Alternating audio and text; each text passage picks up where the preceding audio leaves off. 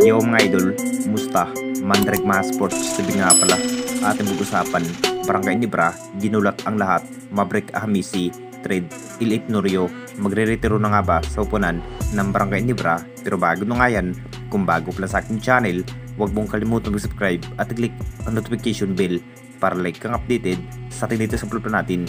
So alam na natin lahat mga idol, kinakailangan na nga rin na magbabawas ng player ang upunan ng Barangay Nibra dahil maraming player na nga rin ang upunan ng Jinkies na hindi pa rin naambag sa bawat laban.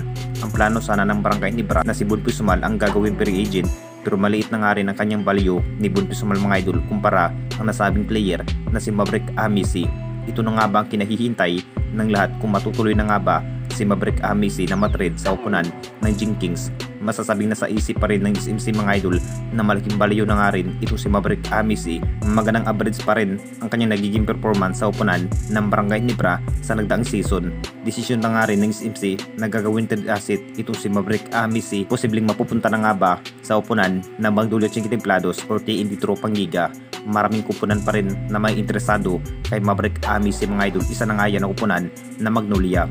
Naghahanap pa rin ang Magnolia na mas aggressive na player tulad nga kay Maverick Ahmisi. Talagang kung final decision na nga rin ang upunan ng SMC na matutuloy ito si Maverick Ahmisi, pumirma ng bagong kontrata sa upunan na Magnolia Chinquitemplados or TNT Tropang Liga.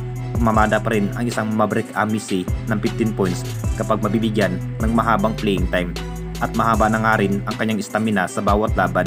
Hinihintay na nga rin na Magnolia mga idol kung ano ang magiging desisyon ng SMC kung ibibigay pa nga ba ito si Maverick Ahmisi na mapupunta sa Magnolia. At dito na naman tayo sa isa pa nating balita. Il Tenorio, magre-retiro na nga ba sa upunan ng Barangay Nibra? Alam na nating lahat mga idol, isa na rin si Il Tenorio sa isa sa pinakamatandang player sa upunan ng Barangay Nibra. Isang season na nga lang po itong si Il Tenorio mga idol. Talagang magre-retiro na nga rin sa upunan ng Barangay Nibra. Sa naging bawat laro nga ni Il Tenorio, mahina na nga rin ang kanyang stamina at hindi na rin mabibigyan ng mahabang playing time ang nasabing player. Gugulat pa rin ang lahat mga idol kung ano ang magiging desisyon kapag nasa matinding laban na nga rin. Naiiba na nga rin ang isang Il Tenorio noong panahong prime. Talagang bigayan na nga rin ang kanyang laro.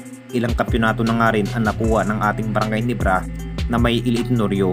Inamin na nga rin ang veterans player na sa Il Tenorio mga idol na magre-retiro sa upunan ng ating Barangay Nibra. Hindi pa man nakapaglaro ang upunan ng Barangay Nibra. Ngayon mga idol, mukhang naghahanda na nga rin sa matinding laban ngayong season. Kumpirmado na nga rin na magre-retiro ng isang Il Tenorio. Kung matapos na nga ang Commissioner Cup, nagkaedad na nga rin si Il Tenorio mga idol na may 39 years old. Panahon na nga ba na magre-retiro bilang player sa ating liga?